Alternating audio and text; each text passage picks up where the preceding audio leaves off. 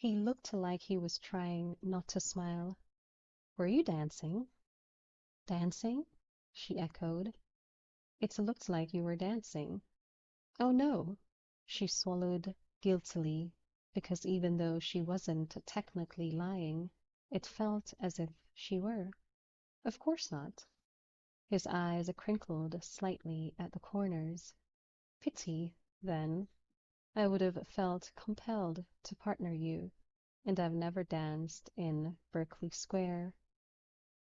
If he'd said the same for her just 2 days earlier, she would have laughed at his joke and let him be the witty and charming one. But she must have heard Lady Danbury's voice at the back of her head again, because she suddenly decided she didn't want to be the same old Penelope Featherington. She decided to join in the fun. She smiled, a smile she didn't think she'd even known how to smile. It was wicked, and she was mysterious, and she knew it wasn't all in her head because Colin's eyes widened markedly as she murmured, "That's a shame. It's rather enjoyable." "Penelope Featherington," he drawled. "I thought you said you weren't dancing." She shrugged. "I lied." "If that's the case," he said, "then surely this must be my dance." Penelope's insides suddenly felt very queer. This was why she shouldn't let whispers from Lady Danbury go to her head. She might manage daring and charm for a fleeting moment, but she had no idea how to follow through. Unlike Colin, obviously, who was grinning devilishly as he held his arms out in perfect waltz position. "Colin," she gasped, "we're in Berkeley Square." "I know. I just finished telling you I've never danced here. Don't you recall?" "But—" Colin crossed his arms. "Tisk, tisk. You can't issue a dare like that and then try to weasel out of it. Besides, dancing in Berkeley Square seems like the sort of thing a person ought to do at least once in his life. Wouldn't you agree?" "Anyone might see," she whispered urgently. He shrugged, trying to hide the fact that he was rather entertained by her reaction. "I don't care. Do you?" Her cheeks grew pink, then red, and it seemed to take her a great deal of effort to form the words. "People will think you are courting me." He watched her closely, not understanding why she was disturbed. Who cared if people thought they were courting? The rumor would soon be proven false, and they'd have a good laugh at society's expense. It was on the tip of his tongue to say, "Hang society," but he held silent. There was a something lurking deep in the brown depths of her eyes, some emotions he couldn't even begin to identify. An emotion he suspected he'd never even felt. And he realized that the last thing he wanted to do was hurt Penelope Featherington. She was his sister's best friend, and moreover, she was, plain and simple, a very nice girl. He frowned. He supposed he shouldn't be calling her a girl any more. At 8 and 20, she was no more a girl than he was still a boy at 3 and 30. Finally, with great care and what he hoped was a good dose of sensitivity, he asked, "Is there a reason why we should worry if people think we are courting?" She closed her eyes, and for a moment Colin actually thought she might be in pain. When she opened them, her gaze was almost bittersweet. "It would be very funny, actually," she said, "at first." He said nothing, just waited for her to continue. "But eventually it would become apparent that we are not actually courting, and it would." She stopped, swallowed, and Colin realized that she was not as composed on the inside as she hoped to appear. It would be assumed, she continued, that you were the one to break things off because, well, it just would be. He didn't argue with her. He knew that her words were true. She let out a sad-sounding exhale. I don't want to subject myself to that. Even Lady Whistledown would probably write about it. How could she not? It would be far too juicy a piece of gossip for her to resist. I'm sorry, Penelope, Colin said. He wasn't sure what he was apologizing for, but it still seemed like the right thing to say.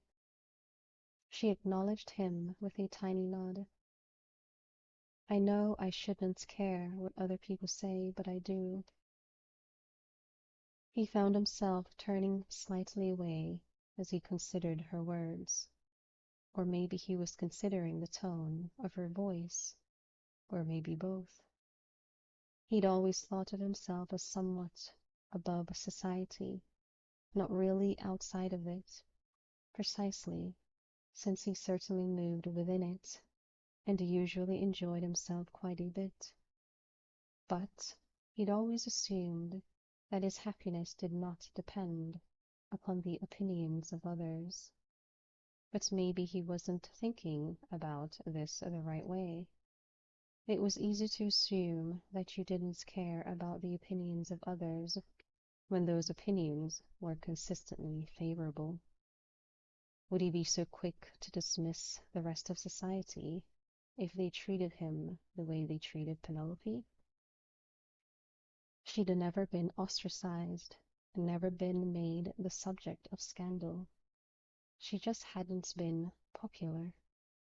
Oh, people were polite, and the Bridgertons had all befriended her, but most of Colin's memories of Penelope involved her standing at the perimeter of a ballroom, trying to look anywhere but at the dancing couples, clearly pretending that she really didn't want to dance. That was usually when he went over and asked her himself. She always looked grateful for the request, but also a little bit embarrassed, because they both knew he was doing it at least a little bit because he felt sorry for her. Colin tried to put himself in her shoes. It wasn't easy. He'd always been popular. His friends had looked up to him at school, and the women had flocked to his side when he'd entered society. And as much as he could say he didn't care what people thought, when it came right down to it, he rather liked being liked. Suddenly he didn't know what to say, which was strange because he always knew what to say. In fact, he was somewhat famous for always knowing what to say. It was, he reflected, probably one of the reasons he was so well liked. But he sensed that Penelope's feelings depended on his next words, and at some point in the last 10 minutes, her feelings had become very important to him. You're right, he finally said, deciding that it was always a good idea to tell someone she was correct.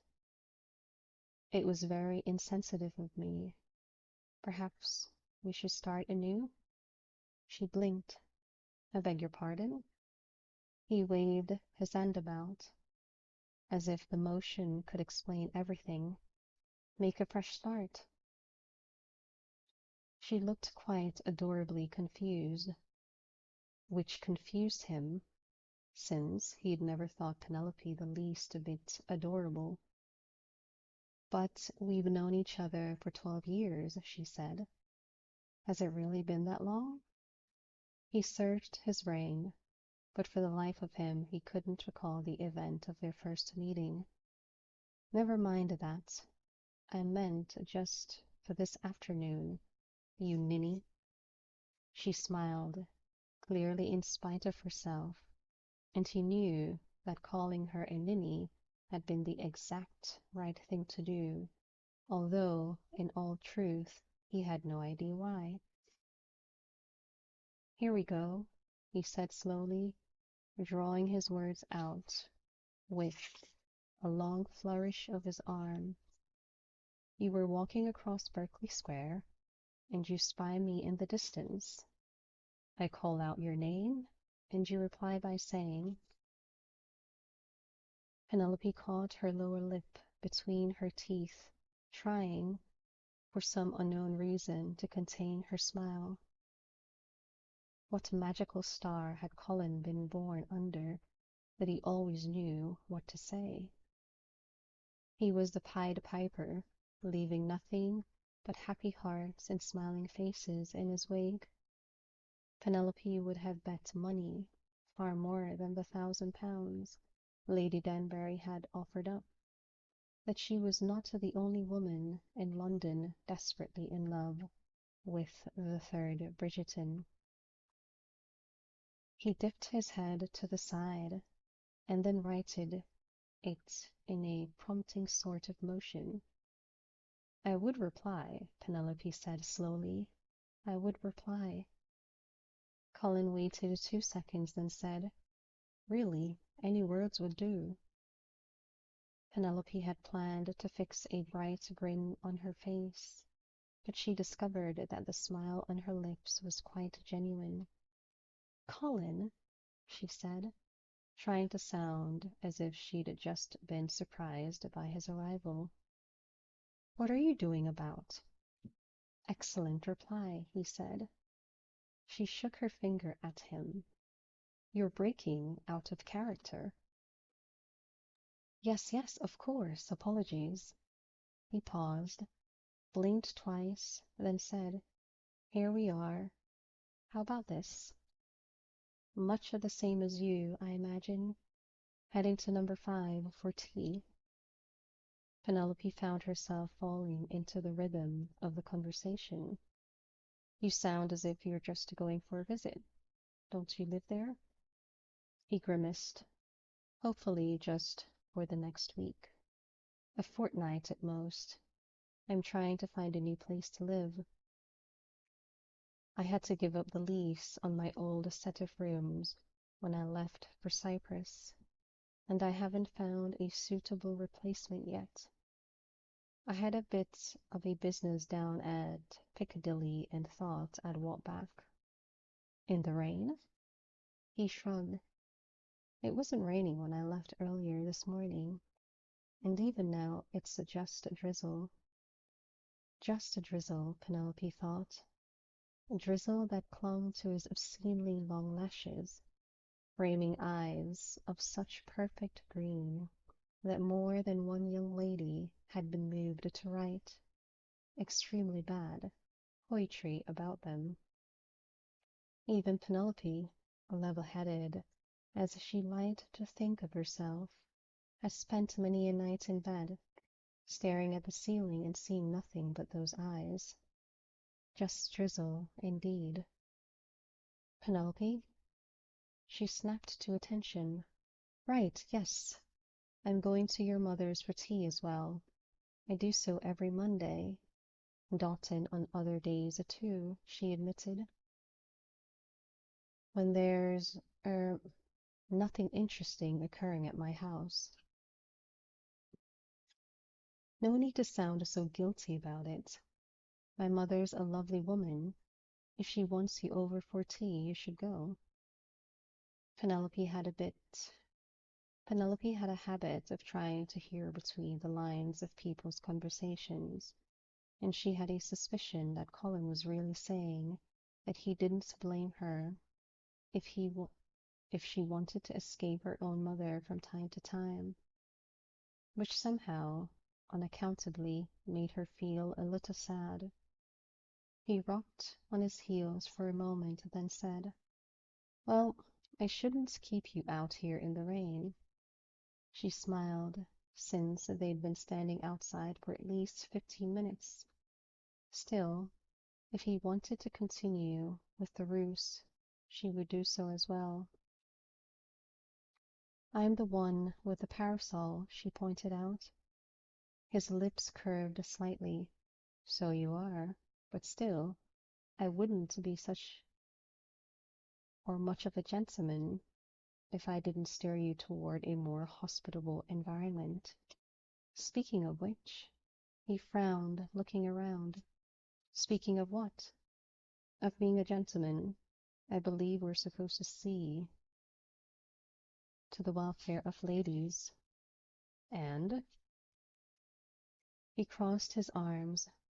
Shouldn't you have a maid with you? I live just around the corner, she said, a little bit deflated that he didn't remember that. She and her sister were best friends with two of his sisters, after all. He'd even walked her home once or twice. On Mount Street, she added, when his frown did not dissipate. He squirted slightly, looking in the direction of Mount Street, although she had no idea what he hoped to accomplish by doing so. Oh, for heaven's sake, Colin, it's just near the corner of Davy Street. It can't be more than a 5-minute walk to your mother's, or if I'm feeling exceptionally sprightly, I was just looking to see if there were any darkened or recessed spots. He turned back to face her, where a criminal might lurk. In Mayfair? In Mayfair, he said grimly. I really think you ought to have a maid accompany you when you journey to and fro. I should hate for something to happen to you. She was oddly touched by his concern, even though she knew he would have extended equal thoughtfulness to just about every female of his acquaintance. That was simply the sort of man he was. I can assure you that I observe all of the usual properties when I am traveling longer distances, she said. But truly, this is so close, just a few blocks really. Even my mother doesn't mind. Colin's jaw suddenly looked quite stiff. Not to mention, Penelope added, that I am 28. What has that to do with anything? I am 33, if you care to know. She knew that, of course, since she knew almost everything about him. Colin, she said, a slightly annoyed whine creeping into her voice. Penelope, he replied, in exactly the same tone. She let out a long exhale before saying, I am quite firmly on the shelf, Colin. I needn't worry about all of the rules that plagued me when I was 17. I hardly think. One of Penelope's hands planted itself on her hip. Ask your sister if you don't believe me. He suddenly looked more serious than she had ever seen him. I make it a point not to ask my sister on matters that relate to common sense. Colin, Penelope explained, that's a terrible thing to say. I didn't say I don't love her. I didn't say I don't like her. I adore Eloise, as you well know. However, anything that begins with however has got to be bad, Penelope muttered. Eloise, he said with an uncharacteristic high-handedness, should be married by now. Now, that was really too much, especially in that tone of voice. Some might say, Penelope returned with a self-righteousness tilt of her chin, that you should be married by now, too. Oh, you are, as you so proudly informed me, 33. His expression was slightly amused, but with that pale tinge of irritation which told her he would not remain amused for long. Penelope, don't even... Ancient, she chirped. He swore under his breath, which surprised her, since she didn't think she'd ever heard him do so in the presence of a lady. She probably should have taken it as a warning, but she was too riled up. She supposed the old saying was true. Courage spawned more courage. Or maybe it was more that recklessness emboldened more recklessness, because she just looked at him archly and said, "Weren't both of you and your older brothers, weren't both of your older brothers married by the age of 30? To her surprise, Colin merely smiled and crossed his arms as he leaned one shoulder against the tree they were standing beneath. "My brothers and I are very different men." It was, Penelope realized, a very telling statement, because so many members of the ton, including the fabled Lady Whistledown, made so much of the fact that the Bridgerton brothers looked so alike. Some had even gone so far as to call them interchangeable. Penelope hadn't thought any of them were bothered by this. In fact, she assumed that they'd all felt flattered by the comparison, since they seemed to like each other so well. But maybe she was wrong. Or maybe she had never looked closely enough, which was rather strange, because she felt as if she'd spent half her life watching Colin Bridgerton. One thing she did know, however, and should have remembered, was that if Colin had any sort of temper, he had never chosen to let it out for anyone to see.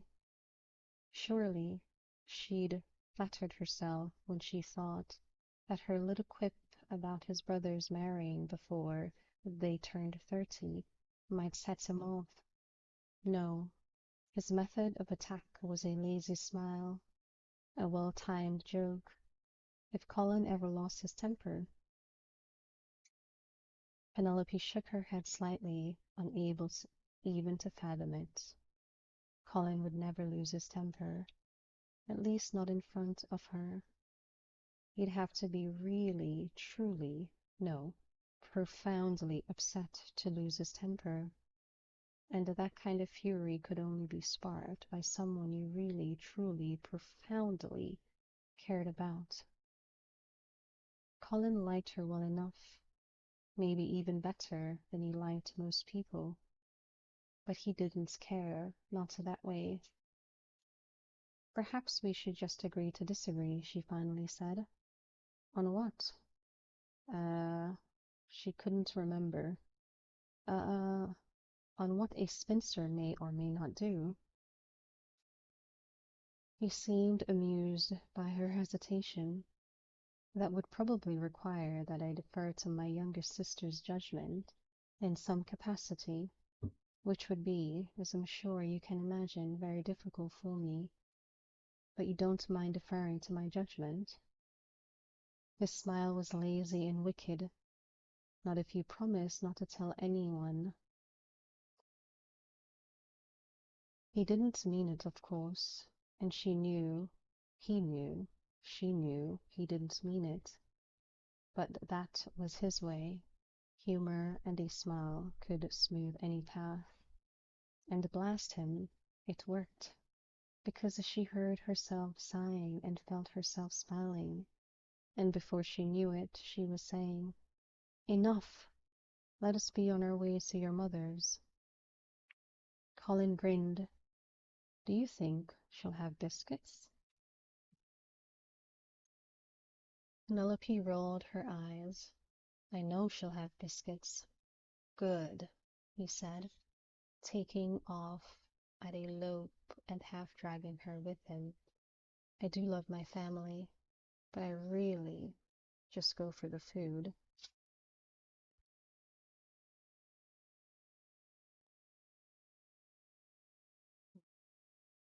When Penelope and Colin entered the drawing room, Eloise and Hyacinth were already sipping tea, along with both of the ladies,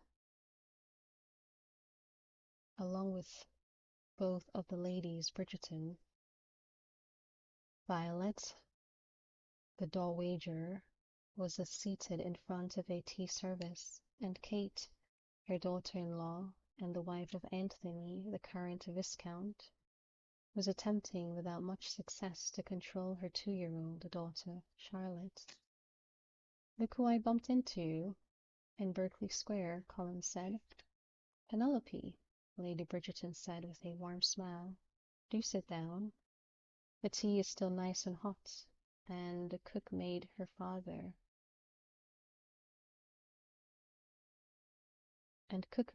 famous butter biscuits." Colin made a beeline for the food, barely pausing to acknowledge his sisters. Penelope followed Lady Bridgerton's wave to a nearby chair and took a seat. "Biscuits are good," Hyacinth said, thrusting a plate in her direction.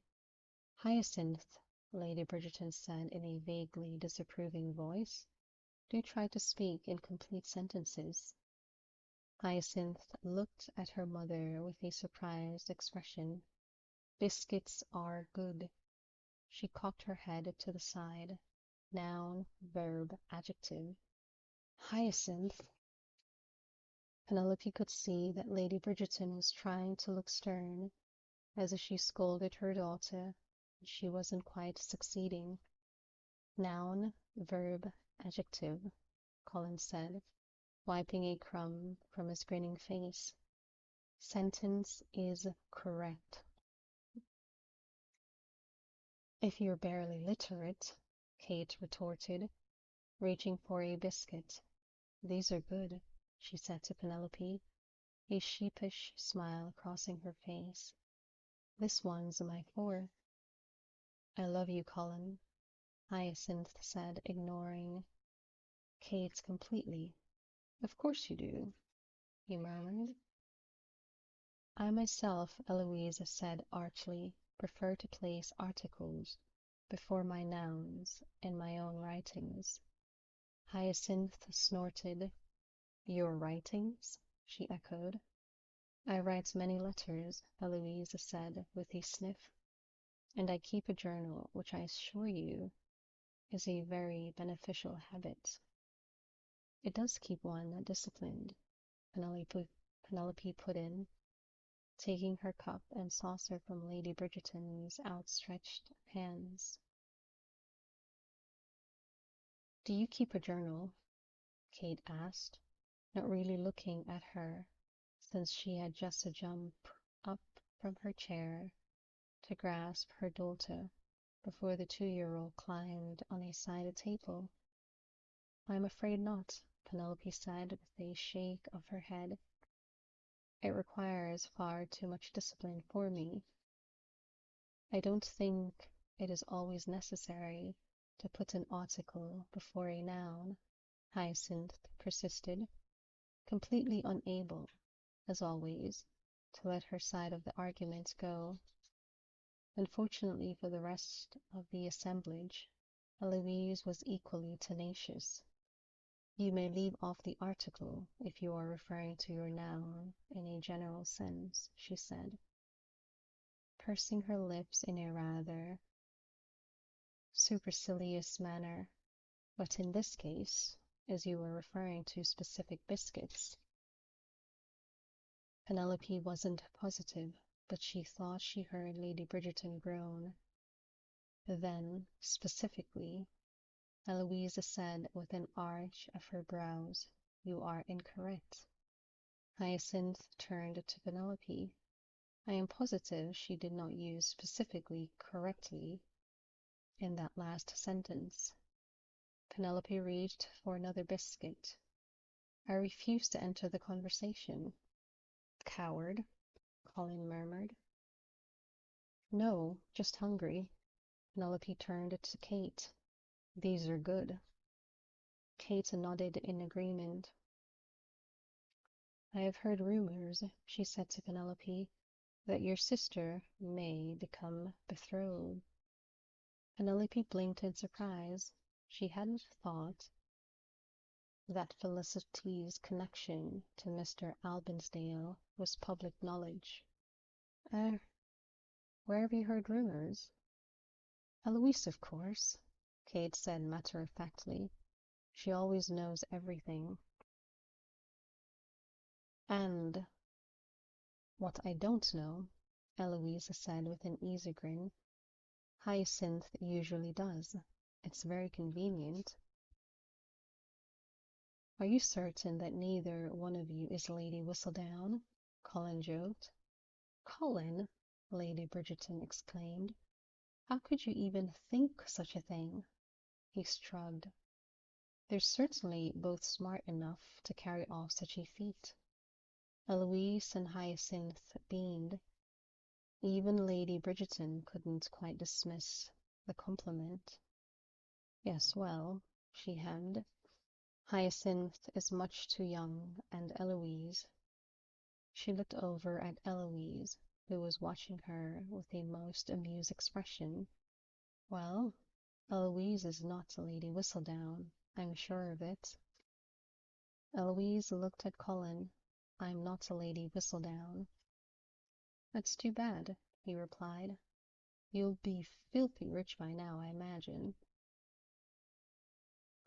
You know, Penelope said thoughtfully, that might be a good way to discern her identity. 5 pairs of eyes turned in her direction. She has to be someone who has more money than she ought to have, Penelope exclaimed. A good point, Hyacinth said, except that I haven't a clue how much money people ought to have. Neither do I, of course, Penelope replied, but most of the time one has a general idea. At Hyacinth's blank stare, she added, for example, if I suddenly went out and bought myself a diamond parure, that would be very suspect. Kate nudged Penelope with her elbow. Bought any diamonds, parures lately? I could use £1,000. Penelope let her eyes roll up for a second before replying.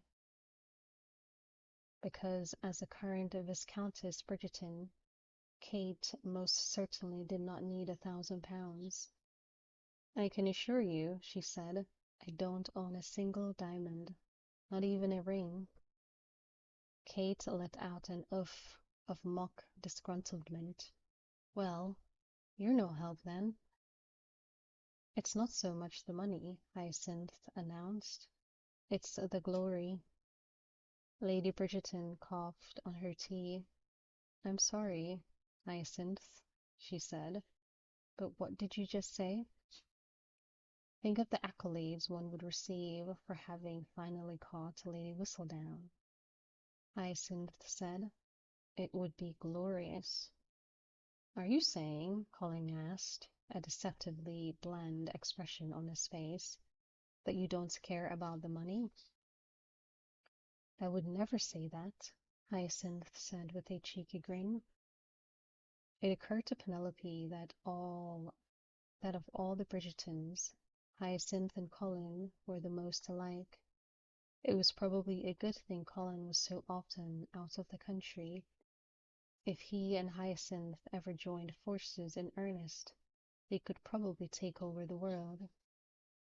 Hyacinth, Lady Bridgerton said firmly, you are not to make the search for Lady Whistledown your life's work.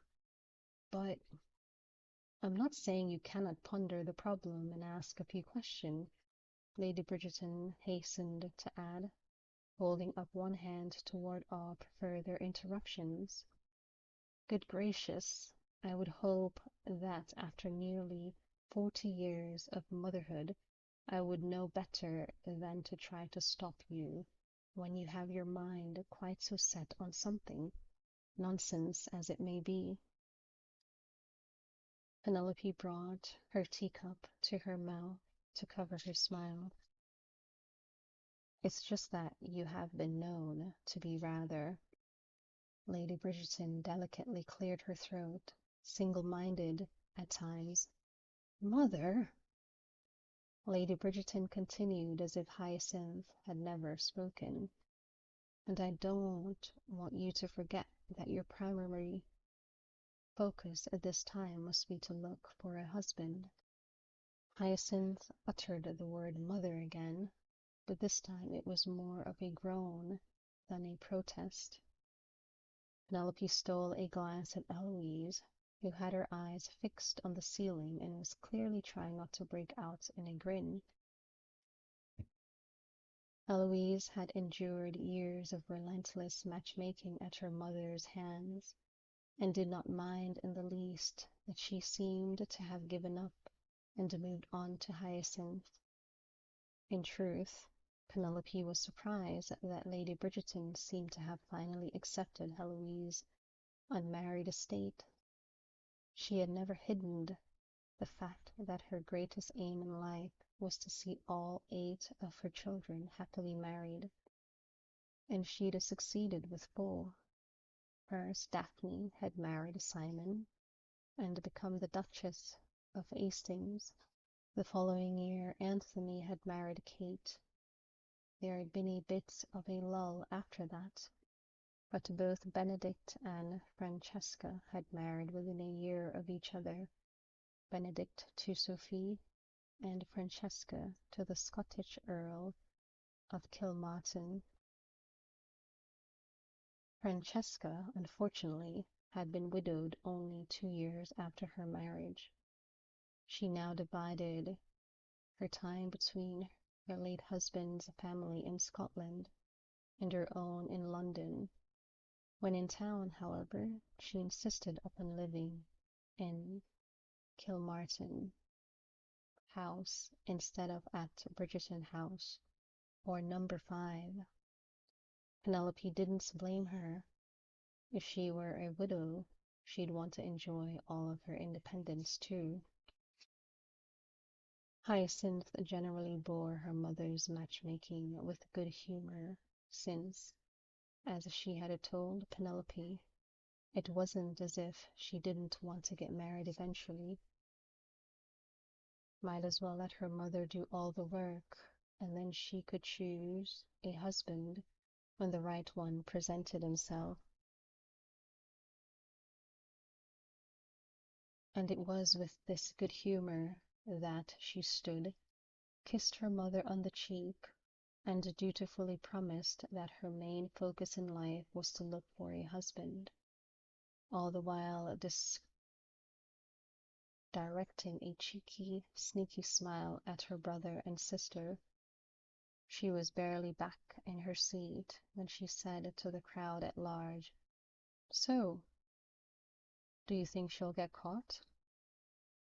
"Are we still discussing that Whistleton woman?" Lady Bridgerton groaned. "Have you not heard Eloise's theory, then?" Penelope asked. All eyes turned to Penelope, but then to Eloise. What is my theory?" Eloise asked. "It was just, I don't know, maybe a week ago," Penelope said. "We were talking about Lady Whistledown, and I said that I didn't see how she could possibly go on forever, that eventually she would have to make a mistake. Then Eloise said she wasn't so sure, that it had been over 10 years, and if she were going to make a mistake, wouldn't she have already done so? Then I said no, she was only human. Eventually she would have to slip up, because no one could go on forever, and—" "Oh, I remember now," Eloise cut in. "We were at your house in your room. I had the most brilliant idea. I said to Penelope that I would wager that Lady Whistledown has already made a mistake, and it's just we were too stupid to have noticed it." "Not very complimentary for us, I must say," Colin murmured. "Well, I did intend we to mean all of society, not just us Bridgertons," Eloise demurred. "So maybe," Hyacinth mused, "all I need to do to catch Lady Whistledown is peruse back issues of her column." Lady Bridgerton's eyes filled with a mild panic. Hyacinth Bridgerton! I don't like the look on your face. Hyacinth smiled and shrugged. I could have a great deal of fun with £1,000. God help us all, was her mother's reply. Penelope, Colin said quite suddenly, you never did finish telling us about Felicity. Is it true that she's to be engaged? Penelope gulped down the tea she'd been in the process of sipping. Colin had a way of looking at a person, his green eyes so focused and intent that you felt as if you must be the only two people in the universe. Unfortunately for Penelope, it also seemed to have a way of reducing her to a stammering imbecile. If they were in the midst of conversation, she could generally hold her own, but when he surprised her like that, turning his attention onto her, just when she'd convinced herself she blended in perfectly with the wallpaper, she was completely and utterly lost. Yes, it is quite possible, she said.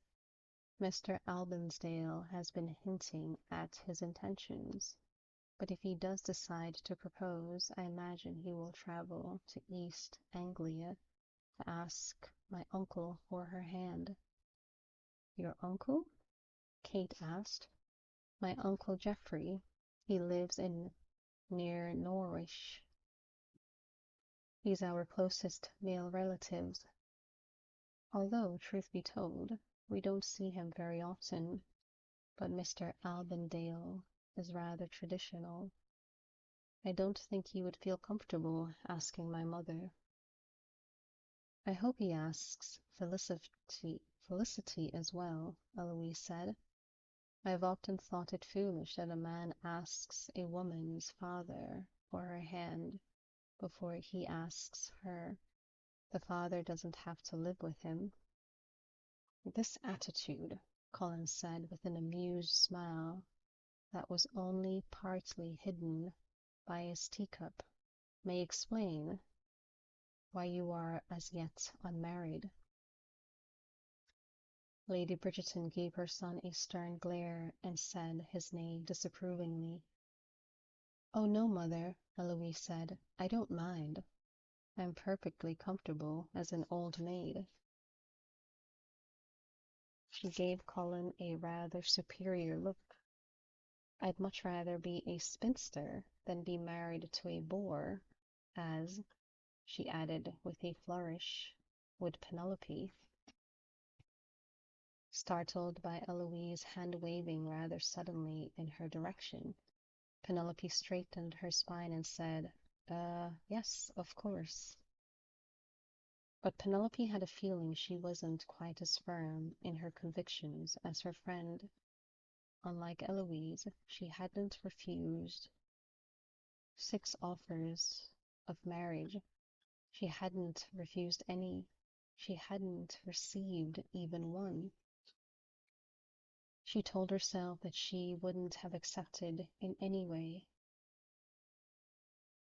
since her heart belonged to Colin.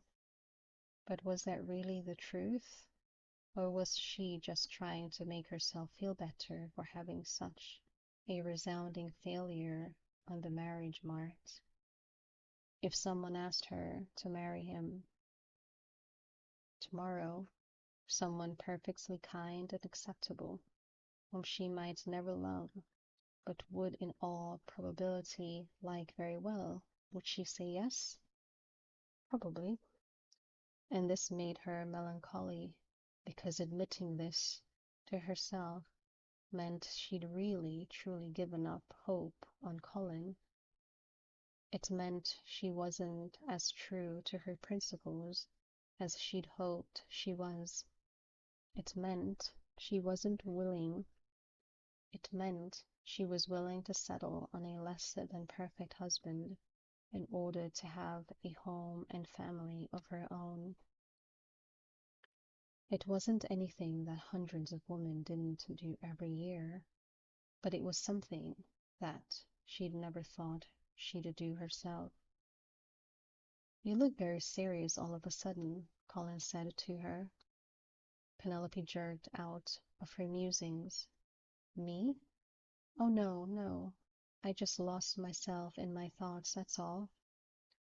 Colin acknowledged her statements with a brief nod before reaching for another biscuit. Have we anything more substantial? He asked, wrinkling his nose. If I'd known you were coming, his mother said in a dry voice, I would have doubled the food.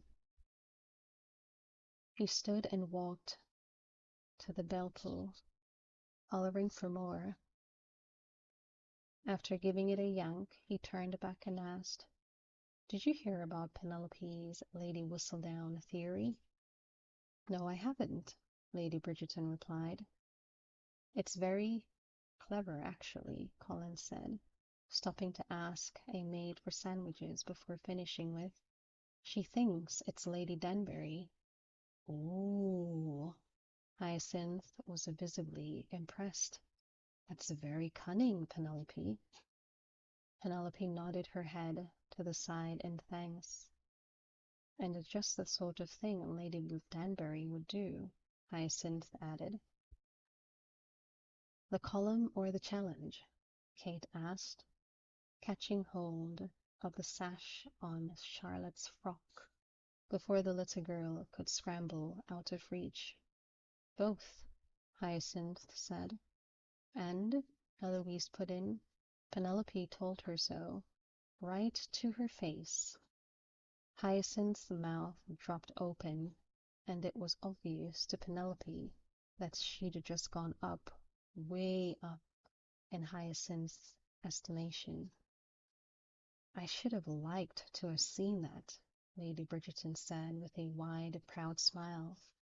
Frankly, I'm surprised that didn't show up in this morning's Whistledown.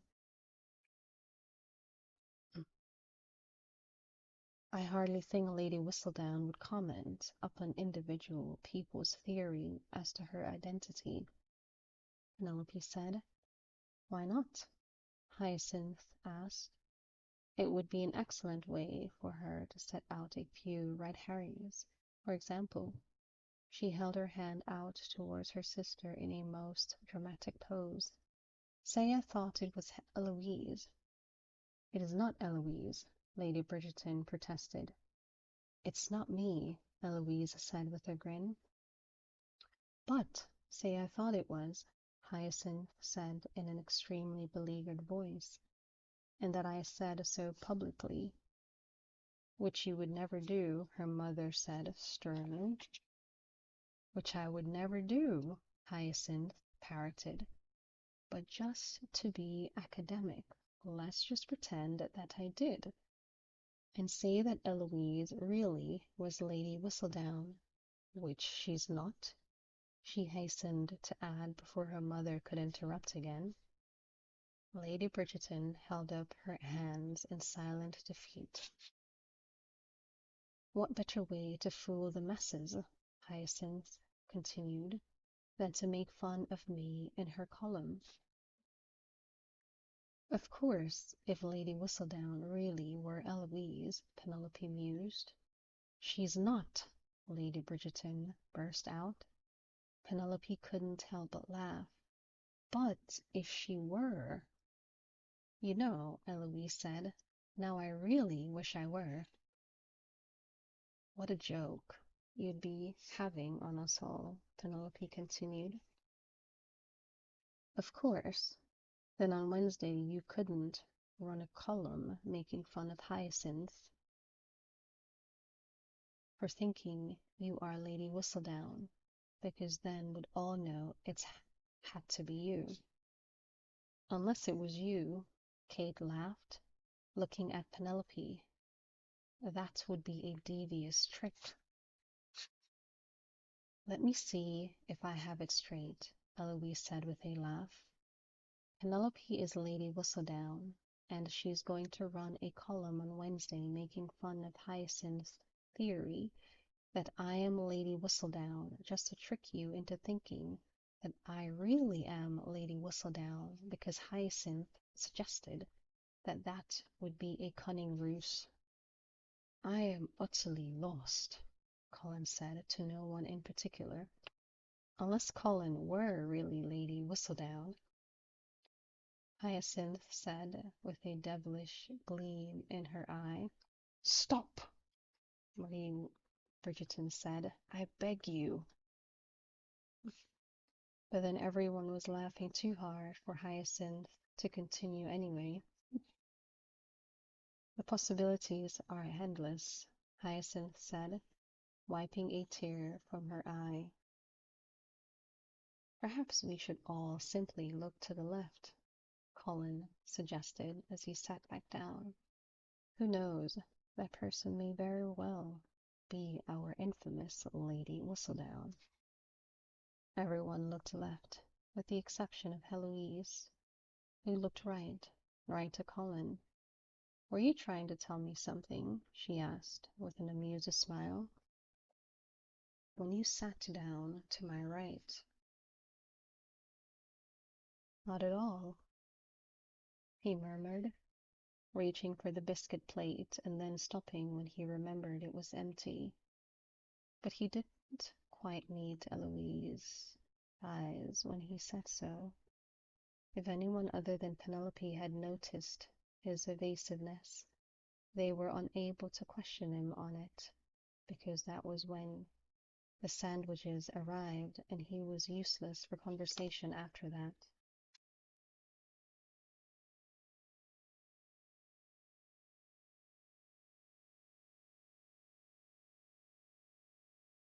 Two days later, Penelope found herself once again cutting across Berkeley Square, on her way to number 5 to see Eloise.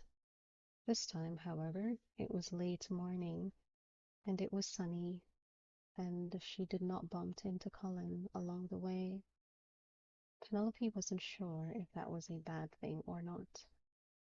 She and Eloise had made plans the week before to go shopping, but they decided to meet at number 5 so that they could head out together and forego the accompaniment of their maids.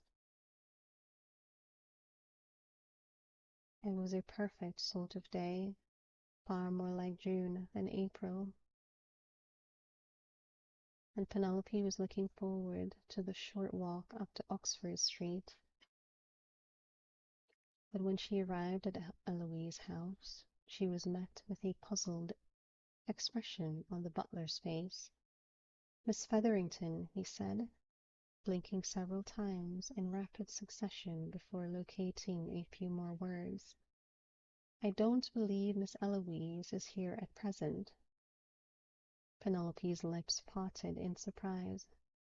Where did she go? We made our plans over a week ago. Wickham shook his head. I do not know, but she departed with her mother and Miss Hyacinth 2 hours earlier. I see. Penelope frowned, trying to decide what to do. May I wait then? Perhaps she was merely delayed. It's not like Eloise to forget an appointment. He nodded graciously and showed her upstairs to the informal drawing room, promising to bring a plate of refreshments and handing her the latest edition of Whistledown to read while she bided her time. Penelope had already read it, of course. It was delivered quite early in the morning, and she made a habit of perusing the column at breakfast.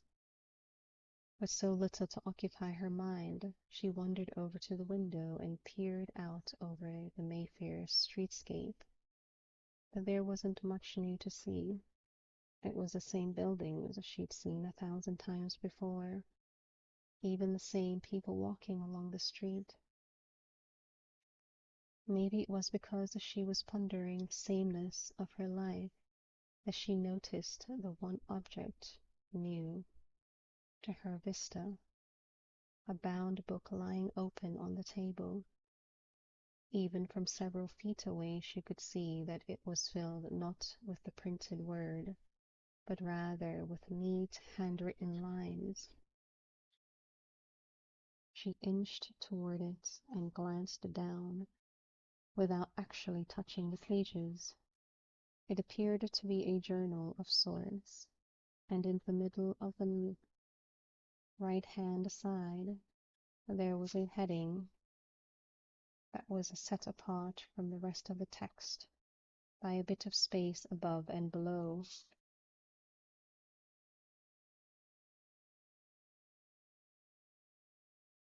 Brutus Mountains of Cyprus, February 22nd, 1824. One of her hands flew to her mouth. Colin had written this. He'd said just the other day that he'd visited Cyprus instead of Greece. She had no idea that he kept a journal. She lifted a foot to take a step back, but her body didn't bulge. She shouldn't read this, she told herself. This was Colin's private journal. She really ought to move away. Away, she muttered, looking down at her recalcitrant feet. Away. Her feet didn't move.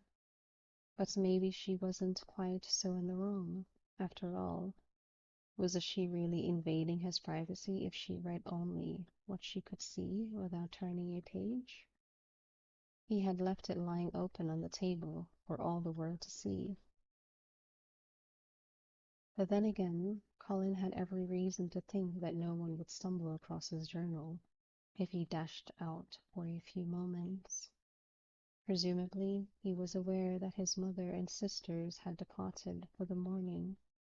Most guests were shown to the formal drawing-room on the ground floor.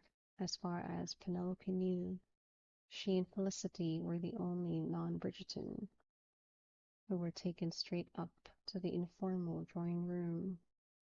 And since Colin wasn't expecting her, or, more likely, hadn't thought of her one way or the other, he wouldn't have thought there was any danger in leaving his journal behind while he ran an errand. On the other hand, he had left it lying open. Open, for heaven's sake! If there were any valuable secrets in that journal, surely Colin would have taken greater care to secret it when he left the room. He wasn't stupid, after all. Penelope leaned forward. Oh, brother. She couldn't read the writing from that distance. The heading had been legible since it was surrounded by so much white space, but the rest was a bit too close together to make out from far away. Somehow, she'd thought she wouldn't feel so guilty if she didn't have to step any closer to the book to read it. Never mind, of course, that she'd already crossed the room to get to where she was at that moment. She tapped her finger against the side of her jaw, right near her ear. That was a good point. She had crossed the room some time ago, which surely meant that she'd already committed the biggest sin she was likely to do that day. One little step was nothing compared to the length of the room.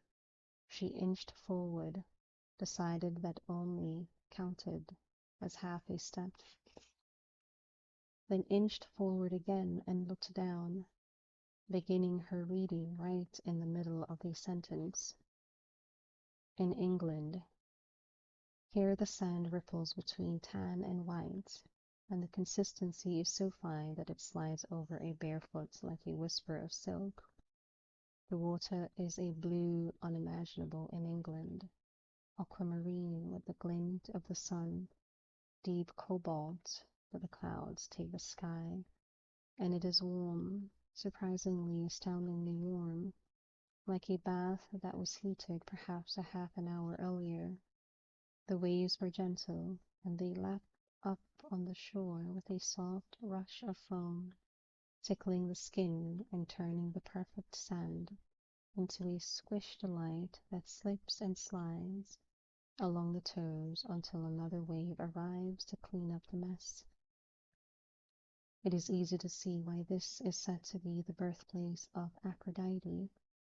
With every step I almost expect to see her, as in Botticelli, Botticelli's painting, rising from the ocean, perfectly balanced on a giant shell, her long, Titan hair screaming around her.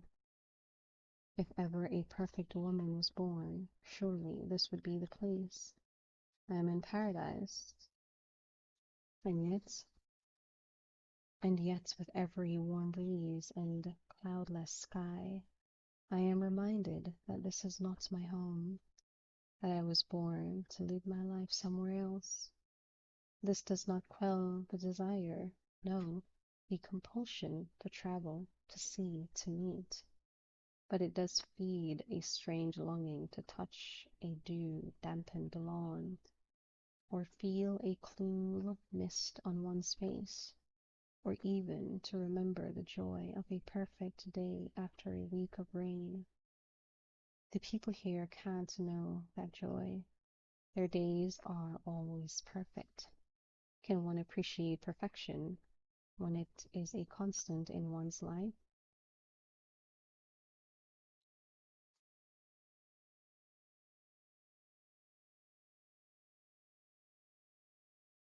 It is remarkable that I am cold. It is, of course, February, and as an Englishman, I am quite used to February chill, as well as that of any month with an R in its name. But I am not in England, I am in Cyprus, in the heart of the Mediterranean, and just 2 days ago I was in Paphos, on the southwest coast of the island, where the sun is strong and the ocean salty and warm. Here one can see the peak of Mount Olympus, still capped with snow so white one is temporarily blinded when the sun glints off of it. The climb to this altitude was treacherous, with the danger lurking around more than one corner. The road is rudimentary, and along the way we met. Penelope let out a soft grunt of protest when she realized that the page ended in the middle of a sentence. Who had he met? What had happened? What danger? She stared down at the journal, absolutely dying to flip the page and see what happened next. But when she'd started reading, she had managed to justify it by telling herself she wasn't really invading Colin's privacy. He'd left the book open after all. She was only looking at what he had left exposed. Turning the page, however, was something else altogether. She reached out, then yanked her hand back. This wasn't right. She couldn't read his journal. Well, not beyond what she'd already read. On the other hand, it was clear that these were words worth reading. It was a crime for Colin to keep them for himself. Words should be celebrated, shared. They should be. Oh, for God's sake, she muttered to herself. She reached for the edge of the page. What are you doing? Penelope whirled around. Colin! Indeed, he snapped. Penelope lurched back. She'd never heard him use such a tone. She hadn't even thought him capable of it. He strode across the room, grabbed the journal, and snapped it shut. What are you doing here? He demanded. Waiting for Eloise, she managed to get out, her mouth suddenly quite dry. In the upstairs drawing room? Wickman always takes me here. Your mother told him to treat me like family. I, She realized that she was wringing her hands together and willed herself to stop. It's the same with my sister Felicity.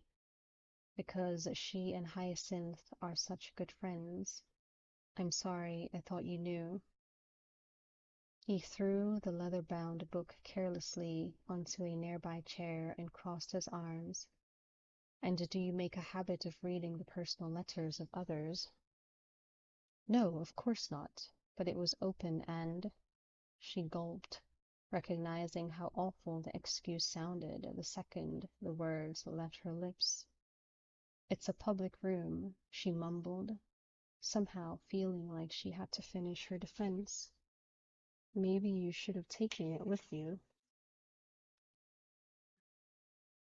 Where I went, he ground out, still visibly furious with her. One doesn't ordinarily take a book. It's not very big, she said, wondering why she was still talking when she was so clearly in the wrong. For the love of God, he exploded. Do you want me to say the word chamber pot in your presence? Penelope felt her cheeks blush deep red. I'd better go, she said. Please tell Eloise. I'll go, Colin practically snarled. I am moving out this afternoon anyway. Might as well leave now, since you've so obviously taken over the house. Penelope had never thought that words could cause physical pain, but right then she would have sworn that she'd taken a knife to her heart. She hadn't realized until that very moment just how much it meant to her that Lady Bridgerton had opened her home to her, or how much it would hurt to know that Colin resented her presence there.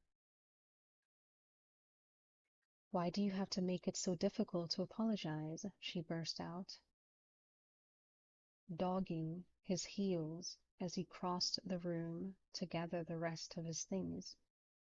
And why, pray tell, should I make it easy? He returned. He didn't face her as he said it. He didn't even break his stride. Because it would be the nice thing to do, she ground out. That got his attention. He whirled around, his eyes flashing so furiously that Penelope stumbled back a step. Colin was the nice one, the easygoing one. He didn't lose his temper until now. Because it would be the nice thing to do? He thundered. Is that what you were thinking when you read my journal?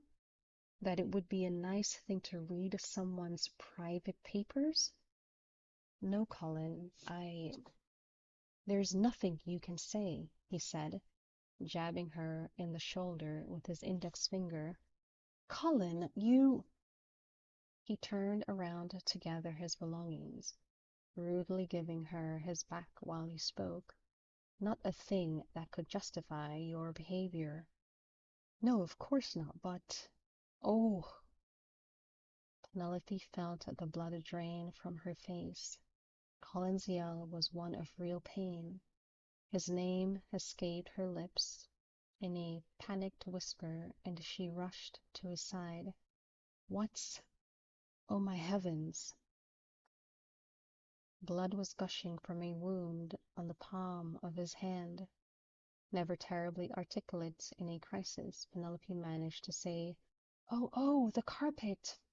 Before leaping forward with a piece of writing paper that had been lying on a nearby table and sliding it under his hand to catch the blood before it ruined the priceless carpet below. Ever the attentive nurse, Colin said in a shaky voice. Well? You're not going to die, she explained. And the carpet. It's all right, he assured her. I was trying to make a joke.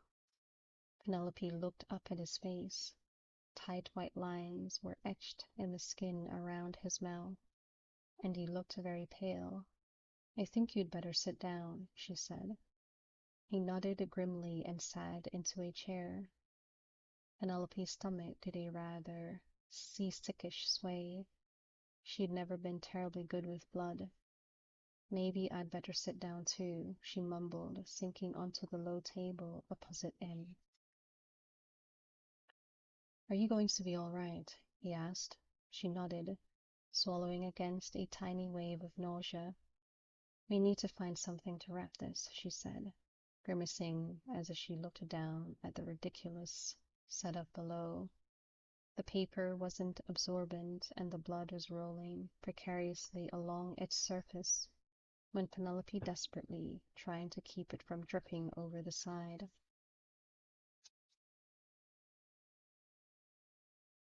I have a handkerchief in my pocket, he said. She carefully set the paper down and retrieved the handkerchief from his breast pocket, trying not to notice the warm beat of his heart as her fingers fumbled for the creamy white scrap of cloth. Does it hurt? She asked, as she wrapped it around his hand. No, don't answer that. Of course it hurts. He managed a very wobbly smile. It hurts. She peered down at the gash, forcing herself to look at it closely even though the blood made her stomach turn. I don't think you'll need stitches. Do you know much about wounds? She shook her head. Nothing, but it doesn't look too bad, except for, all that blood. Feels worse than it looks, he joked. Her eyes flew to his face in horror. Another joke, he assured her. Well, not really. It does feel worse than it looks, but I assure you it's bearable. I'm sorry, she said, increasing pressure on the wound to staunch the flow of blood. This is all my fault. That I sliced open my hand? If you hadn't been so angry. He just shook his head, closing his eyes briefly against the pain. Don't be silly, Penelope. If I hadn't gotten angry with you, I would have gotten angry with someone else some other time. And you'd, of course, have a letter opener by your side when that happened, she murmured, looking up at him through her lashes as she bent over his hand. When his eyes met hers, they were filled with humor and maybe just a touch of admiration, and something else she'd never thought to see, vulnerability, hesitancy, and even insecurity. He didn't know how good his writing was, she realized with amazement. He had no idea, and he was actually embarrassed that she'd seen it. Colin, Penelope said, instinctively pressing harder on his wound as she leaned in. I must tell you, you... She broke off when she heard the sharp, even clatter of footsteps coming down the hall. That will be Wickman, she said, glancing toward the door. He insisted upon bringing me a small meal. Can you keep the pressure on this for now? Colin nodded. I don't want him to know I've hurt myself. He'll only tell Mother, and then I'll never hear the end of it. Well, here then. She stood and tossed him his journal. Pretend you're reading this. Colin barely had time to open it and lay it across his injured hand before the butler entered with a large tray. Wickman, Penelope said, jumping to her feet and turning to face him as if she hadn't already known he was coming.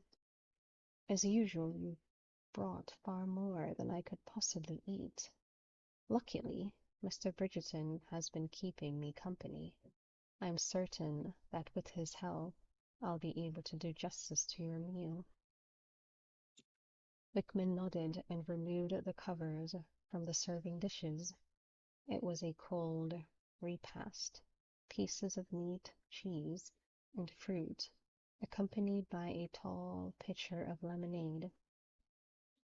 Penelope smiled brightly. I hope you didn't think I could eat all of this myself. Lady Bridgerton and her daughters are expected soon. I thought they might be hungry as well. Won't be any left after I'm through with it, Colin said with a jovial smile. Wickham bowed slightly in his direction. If I'd known you were here, Mr. Bridgerton, I would have trebled the portions.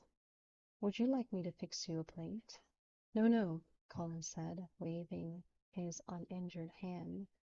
I'll get up as soon as I finish reading this chapter.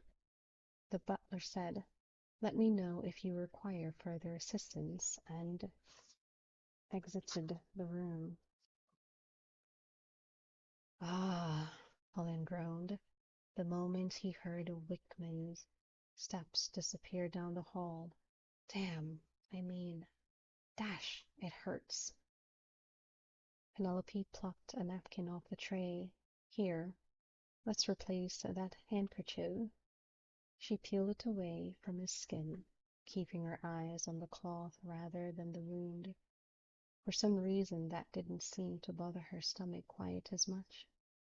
I'm afraid your handkerchief is ruined. Colin just closed his eyes and shook his head.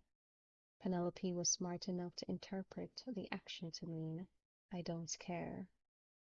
And she was sensible enough not to say anything further on the subject. Nothing worse than a female who chattered forever about nothing.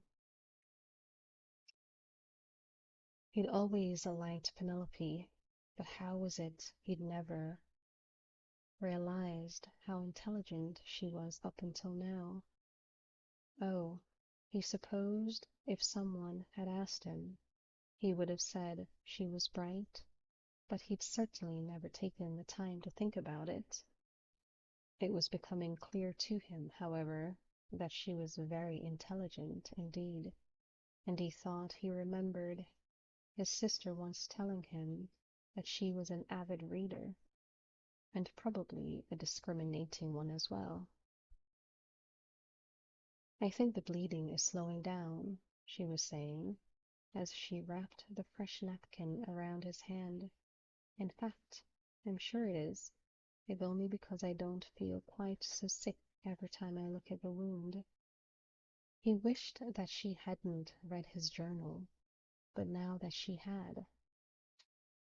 Ah, Penelope, he began, startled by the hesitancy in his own voice. She looked up. I'm sorry. Am I pressing too hard? For a moment Colin did nothing but blink. How was it possible he'd never noticed how big her eyes were? He'd known they were brown, of course, and, no, come to think of it, if he were to be honest with himself, he would have to admit that, if asked earlier this morning, he'd not have been able to identify the color of her eyes. But somehow he knew that he'd never forget again. She eased up on the pressure. Is this all right? He nodded. Thank you. I would do it myself, but it's my right hand, and say no more. It's the very least I can do after. Her eyes slid slightly to the side, and he knew she was about to apologize another time. Penelope, he began again.